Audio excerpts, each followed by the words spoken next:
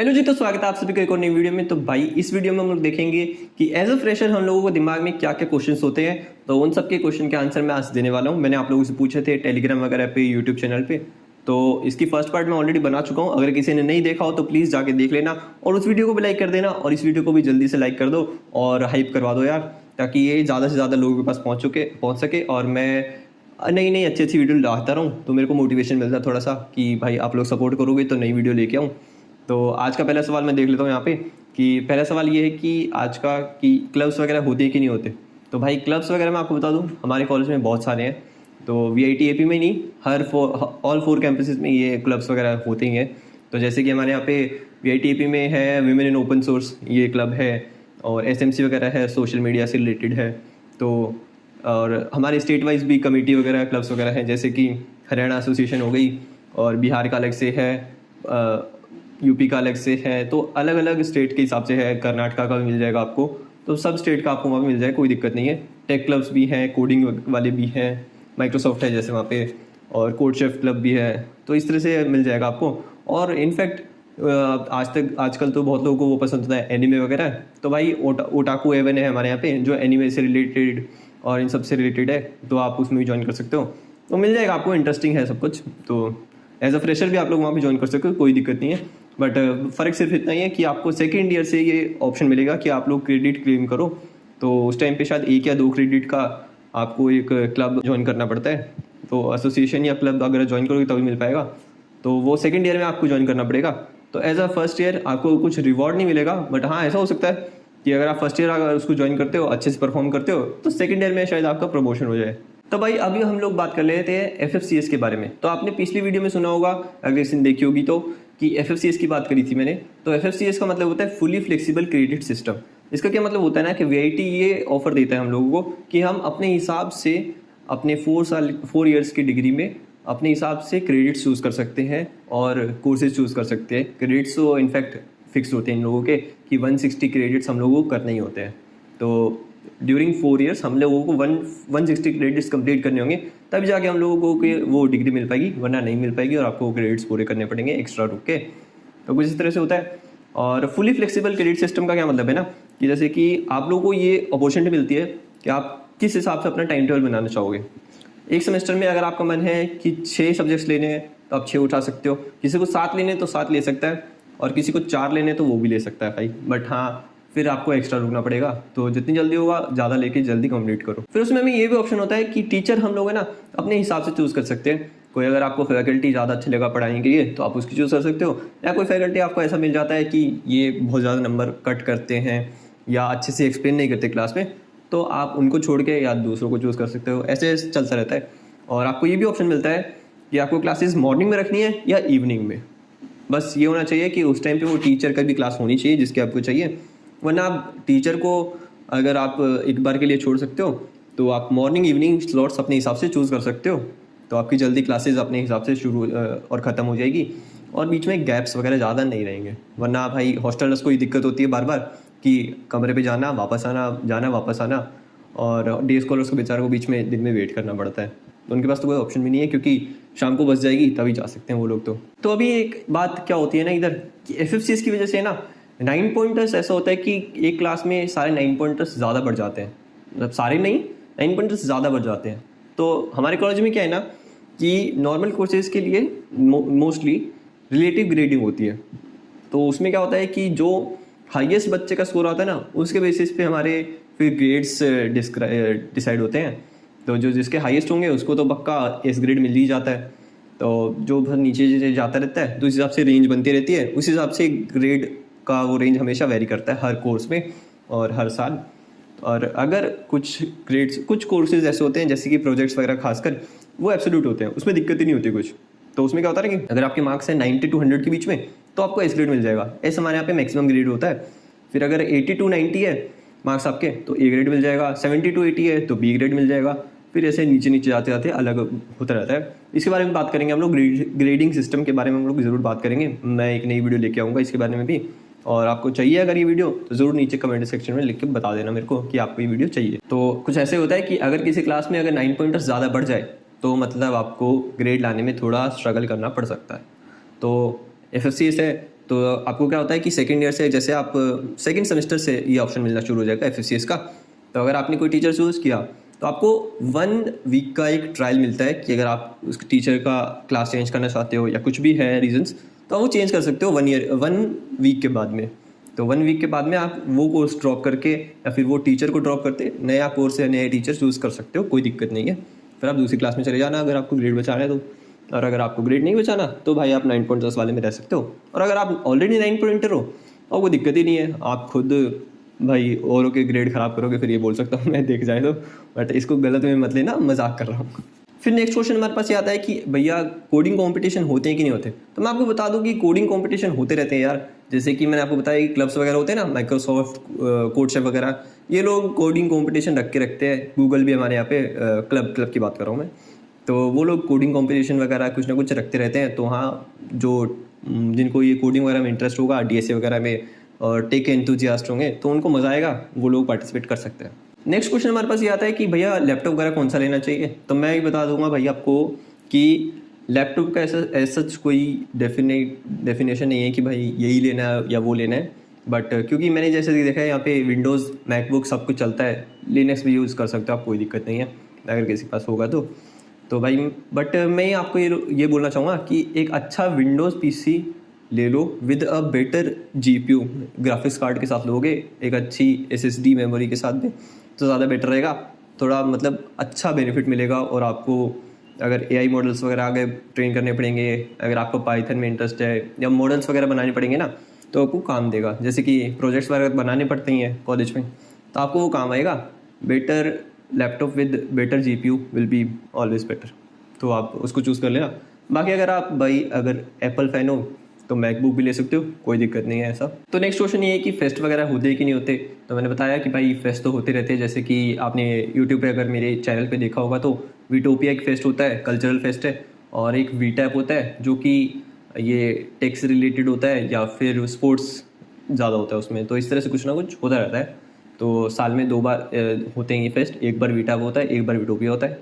तो ऐसे चलता रहेगा आप लोगों का, तो मज़ा आता रहता है भाई। जिसको जाना है तो वो जाए, बस इनकी फ़ीस अलग से होती है अगर आपको जाना है तो अभी जो स्पोर्ट्स एंथुजियास्ट होते हैं उनका ये भी क्वेश्चन था मेरे पास कि कंपटीशन वगैरह होते हैं कि नहीं होते, जैसे क्रिकेट, फुटबॉल, बास्केटबॉल, वॉलीबॉल। तो हाँ भाई, इन सब के कंपटीशन होते रहते हैं। मैक्सिमम तो ज़्यादा टाइम इस तरह होता है कि इंटर हॉस्टल होते हैं, MH1 का MH2 के साथ और LH1 का LH2 के साथ, इस तरह से चलता रहता है कुछ ना कुछ। और कभी कभी ऐसा भी होता है कि क्रॉस कॉलेज कंपटीशन भी होता है, जैसे कि SRM के साथ हो गया, VIT का, या फिर कोई और कॉलेज का, तो चलता रहता है। नेक्स्ट क्वेश्चन हमारे पास ये है कि जो कि एक बहुत जेन्युइन क्वेश्चन ही है, हर कोई सोचता है, मैं भी क्या तब सोचा था कि हॉस्टल फूड कैसा होता है। तो भाई मैं आपको बता दूं कि हॉस्टल फूड एक हॉस्टल की तरह ही होगा। क्योंकि अगर आप ये सोच रहे हो कि एक अच्छा खाना मिलेगा तो भाई वो नहीं मिल पाएगा। क्योंकि मैंने आज तक किसी को ये नहीं सुना कि बहुत अच्छा खाना मिलता है हमारे हॉस्टल में, किसी भी कॉलेज में नहीं बात कर रहा हूँ मैं। और कभी कभी सुना है कि IITians बोलते हैं लोग कि उनके वहाँ पे अच्छा था। मैंने वीडियोस भी देखी है, भाई बहुत अच्छा दिखता है। तो बट वीडियो तो हमारे यहाँ की भी बहुत अच्छी दिखती है, मैंने डाली हुई है, बहुत आगे देख सकते हो आप लोग। बट मैंने फैक्ट्स अबाउट मेस एक वीडियो बनाई थी, आई बटन पे आएगा, देख लेना उसको। तो उसमें आपको मैंने बताया कि कैसा खाना होता है एग्जैक्टली, क्या मेन्यू है, क्या क्या मिलता है हम लोगों को, सब कुछ अच्छे से बताया। तो खाना यार वही बात है, हर किसी को सेटिस्फाई तो कॉलेज वाले कर नहीं सकते। तो किसी दिन आपकी पसंद का होगा तो किसी दिन आपकी पसंद का नहीं होगा। उस दिन शायद हो सकता है कि आपको बिल्कुल खाना पसंद नहीं है, तो शायद आपको बाहर से खरीदना पड़े। तो कुछ ना कुछ चलता रहता है यार। तो बस इस तरह से मेनली ज़्यादातर तो ब्रेकफास्ट में साउथ इंडियन खाना ही मिलता है। कभी कभी होता है कि नॉर्थ इंडियन भी मिलता है। तो हफ्ते में आप बोल सकते हो 2-3 बार नॉर्थ इंडियन मिलता है ब्रेकफास्ट में, बाकी ज़्यादातर साउथ इंडियन मिलता है। जैसे कि वड़ा हो गया, इडली हो गया, डोसा हो गया, उत्पम हो गया, इतने इतने नाम है ना, मतलब अलग अलग, वो सब याद हो गया मुझे। तो भाई नेक्स्ट क्वेश्चन मेरे पास ये आता है कि हॉस्टल की फ़ीस क्या है। तो मेरे पास जो भी लेटेस्ट लिस्ट होगी हॉस्टल की वो सामने आपको दिख रही होगी। एज अ स्क्रीनशॉट मैंने पेस्ट कर दिया है क्योंकि मैंने ये देखना भूल गया कि हॉस्टल की फ़ीस क्या है। बट मैं आपको सामने दिखा देता हूँ, मेरे पास ऑलरेडी पड़ा हुआ है। तो भाई नेक्स्ट क्वेश्चन हमारे यहाँ पे लॉन्ड्री से रिलेटेड। तो हॉस्टल में रहोगे तो लॉन्ड्री की ज़रूरत पड़ेगी आपको। तो भाई हॉस्टल में अगर आपको लॉन्ड्री लेनी है तो एक्स्ट्रा फीस देने की ज़रूरत नहीं है, वो आपकी हॉस्टल फीस में ऑलरेडी इंक्लूडेड है। साथ में मेस का भी ऑलरेडी इंक्लूडेड होता है उसमें। तो मेस की भी और लॉन्ड्री की अलग से देने की ज़रूरत नहीं है। बस बात सिर्फ इतनी है कि आपको अपने अंडरगारमेंट्स और जैसे कि सॉक्स वगैरह हो गए या हैंकी हो गया तो आपको खुद से धोना पड़ेगा। बाकी आप सारे कपड़े, बेडशीट, ब्लैंकेट या पैंट शर्ट हो गई, तो ये सब आप दे सकते हो नीचे धुलवाने के लिए। बस वो कुछ चीज़ें हैं जो आपको खुद से धोनी पड़ेगी। और मैं एक और एडवाइस देना चाहूँगा आप लोगों को कि जब आप लोग जाओगे ना तो अपना खुद का डिटर्जेंट वाली बॉटल उसके अंदर डाल के दे देना अपने लॉन्ड्री बैग के अंदर। तो और क्योंकि उससे क्या होगा ना फ़ायदा आपको कि आपके कपड़े ख़राब नहीं होंगे, क्योंकि उनका जो वॉशिंग पाउडर है ना वो थोड़ा लो क्वालिटी का है, काइंड ऑफ मुझे लगता है कि ब्लीच मिला हुआ है उसके अंदर। तो मेरी बहुत सारी शर्ट्स ख़राब हो गई है, नई नई शर्ट मैंने नीचे धोने दी थी और उनका रंग फेड होके आया था, कलर फेड हो गया उन लोग उनका, वो ख़राब हो जाती हैं यार। मैं एडवाइस करूँगा कि खुद का डिटर्जेंट दे देना। बाकी मेरी हॉस्टल एसेंशियल वाली वीडियो देख लो, उसमें मैंने सब कुछ अच्छे से बताया है कि क्या लेके आना है क्या नहीं लेके आना है। तो भाई ये है हमारे यहाँ की वीडियो का इंटरेस्टिंग क्वेश्चन। और क्वेश्चन ये है कि ड्रग्स वगैरह के बारे में मैं आपको बता देता हूँ कि भाई वीआईटी आपको पता ही होगा, वीआईटी में ड्रग्स स्मोकिंग अलाउड नहीं है। और अगर आपको ड्रग्स वगैरह करनी है या स्मोकिंग करनी है तो आप लोग LPUSU जा सकते हो। तो यहाँ पे मत आना भाई, यही बोलना चाहूँगा, क्योंकि यहाँ पे अगर आ गए और अगर आप पकड़े गए तो आप सस्पेंड हो पक्का, 1 साल के लिए या 1 सेमेस्टर के लिए। वो जो भी होगा मुझे नहीं पता, कुछ भी हो सकता है आपके साथ, क्योंकि मैंने देखा है कि 1 साल के लिए एक जना हुआ था। तो इस तरह से कुछ ना कुछ चलता रहेगा अगर आप लोग इस तरह का काम में फंस जाते हो तो। आगे यार मुझे नहीं समझ में आता कि क्यों करते हो आप लोग ये काम, मत करना, बस ये एडवाइस करूँगा। और कोई नहीं कर रहा है तो बहुत अच्छी बात है यार, मतलब बच के रहना इस चीज़ से, कभी मत करना। और वैसे मुझे हंसी इसलिए आ रही थी क्योंकि मेरे को पिछली वीडियो पे एक कमेंट आया था, भैया इस बार ऐसा है कि आपने LPUSU के बारे में कुछ नहीं बोला, बट इस बार वो दिमाग में आ ही गया बात अपने आप, क्योंकि क्वेश्चन ही ऐसा आया था। तो भाई प्लीज़ ये काम मत करना, अगर आपको करना है तो मैं सही बोल रहा हूँ कि वीआईटी मत आना इस चीज़ के लिए। नेक्स्ट क्वेश्चन ये है कि क्या क्लासेस में एसी होता है। तो भाई मैं आपको बता दूं, क्लासेस में एसी नहीं होता है। मैंने कैंपस टूर वाली वीडियो में अच्छे से बताया था। कुछ क्लासेज है जिसमें एसी मिलता है, जैसे कि लैब्स हो गए या कुछ गैलरी क्लासरूम्स हमारे यहाँ पे कॉलेज में, तो उनमें सिर्फ एसी मिलेगा, सब में आपको एसी नहीं मिलता है। अगर आप लकी हुए तो शायद 1-2 क्लास आपको एसी वाली मिल जाएगी, वरना नहीं मिलेगी यार। और आप कैंपस टूर देख लो, आपको पता चल जाएगा किसमें एसी है किसमें नहीं है। तो नेक्स्ट क्वेश्चन हमारे पास ये है कि क्या हॉस्टल्स में एसी 24/7 वर्क करेगा अगर एसी रूम लेंगे तो। हाँ भाई, एसी 24/7 वर्क करेगा अगर कोई टेक्निकल फॉल्ट या इलेक्ट्रिकल फॉल्ट नहीं है तो। बट अगर कुछ फॉल्ट आता है तो शायद हो सकता है कि आपको 1-2 दिन वेट करना पड़ जाए उस दिन, जब तक मतलब वो पार्ट डैमेज वाला ठीक होगा या इलेक्ट्रिशियन आएगा तब तक ठीक होगा, तब तक वेट करना पड़ेगा। तो भाई हमारा नेक्स्ट क्वेश्चन ये है कि क्या हम लोग एसी या विदाउट एसी रूम में रह सकते हैं। तो मैं ये बोलना चाहूँगा कि भाई AP में, वेल्लोर, चेन्नई वगैरह में भी बहुत ज़्यादा गर्मी पड़ती है, तो आपको एसी एक रिक्वायरमेंट लगेगी वहाँ पे। बट अगर आप एसी की आदत नहीं है अगर आपको, तो आप सर्वाइव कर सकते हो बहुत आसानी से, कोई दिक्कत नहीं होगी इतनी। तो थोड़ी बहुत ज़्यादा गर्मी लगेगी, बट पंखे से या फिर विंडोज़ ओपन करके आप लोग अपना काम चला सकते हो। बट अगर आप कोई ऐसा इंसान हो जिसको एसी 24 घंटे चाहिए तो आपको बहुत सही में दिक्कत हो जाएगी और 1 साल आपको सर्वाइव करना पड़ सकता है विदाउट एसी।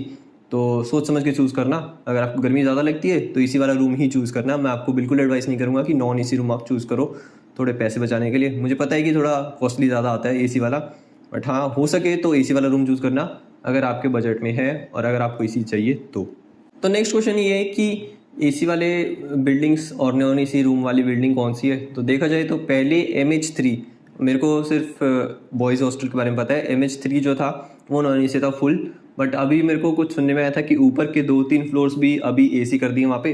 बाकी सारे फ्लोर्स में नीचे के 4 to 5 फ्लोर्स ऐसे होते हैं जो नॉन एसी होते हैं, बाकी एसी वाले होते हैं। तो ऐसा कुछ ना कुछ चलता रहता है, किसी में ऊपर नीचे होता है, इस तरह कुछ ना कुछ होता रहता है। कुछ फ्लोर्स नॉन एसी होते हैं, कुछ एसी वाले होते हैं। तो भाई नेक्स्ट क्वेश्चन आता है हमारे यहाँ पे एग्जाम से रिलेटेड कि कितने एग्जाम होते हैं एक सेमेस्टर में, 1 साल में। तो मैं आपको बता दूं कि पर सेमेस्टर आपके 3 एग्जाम्स होंगे, CAT 1, CAT 2 और FAT एक लास्ट में। तो CAT 1, CAT 2 होते हैं हमारे कॉन्टिन्यूस असेसमेंट टेस्ट जो बीच में होते रहते हैं आपके, तो 2 बार होंगे वो आपके। और लास्ट में आता है हमारा FAT फाइनल असेसमेंट टेस्ट। तो FAT जो होता है वो 100 मार्क्स का होता है और CAT 50 मार्क्स का होता है। तो भाई नेक्स्ट क्वेश्चन हमारे पास ये है कि क्या VIT स्ट्रिक्ट है। तो हाँ भाई VIT स्ट्रिक्ट तो है कंपेयर टू अदर कॉलेजेस में। अगर बोलना चाहूँ तो VIT अदर कॉलेज से कंपैरिजन में बहुत ज़्यादा स्ट्रिक्ट है। और क्योंकि VIT को अपनी रेपुटेशन की भी बहुत ज़्यादा फिक्र है तो स्ट्रिक्ट तो उनको होना ही पड़ेगा। और इसके लिए भी मैं एक नई वीडियो लेके आने वाला हूँ, FAQs वाली, ये जो अभी क्वेरीज वाली वीडियो चल रही है आपकी, इसके बाद में पक्का ये वीडियो लेके आने वाला हूँ जिसमें आपको डिस्क्राइब करूँगा सब कुछ कि क्या क्या स्ट्रिक्टनेस है, क्या क्या है, कितना फॉलो होता है, कितना नहीं होता है, और क्या झूठ है क्या सच है वो भी बताने वाला हूँ। तो अगर वो वीडियो आपको चाहिए तो मुझे ज़रूर कमेंट में लिख के बताना और इस वीडियो को ज़रूर लाइक कर देना। तो अभी मुझे लगता है कि ये वीडियो भी बहुत ज़्यादा लंबी हो गई है, तो भाई मैं आपसे रिक्वेस्ट करूँगा कि इस वीडियो को जल्दी से 150 लाइक्स करवा दो पिछली बार 100 था मुझे पता है, इस बार थोड़ा इंक्रीज़ करते हैं। तो 150 लाइक्स करवा दो जितनी जल्दी हो सके और वीडियो को हाइप कर दो, ताकि मैं एक और नई वीडियो कल आपको अपलोड कर दूंगा, तो आप उसको देख पाओगे। आपके जो बचे हुए क्वेश्चन होंगे पक्का उसमें होंगे, और जिसके ऑलरेडी आंसर्ड हो चुके हैं वो भी प्लीज़ लाइक कर देना। तो आप वो भी देख लेना, आपके ही काम आएगा। मेरे तो इतना अभी काम है ही नहीं, क्योंकि मेरा तो भाई 4 साल खत्म हो गए हैं। और चैनल पे नए तो सब्सक्राइब कर लेना, और कुछ अच्छा लगा कुछ बुरा लगा तो नीचे ज़रूर लिख के बताना।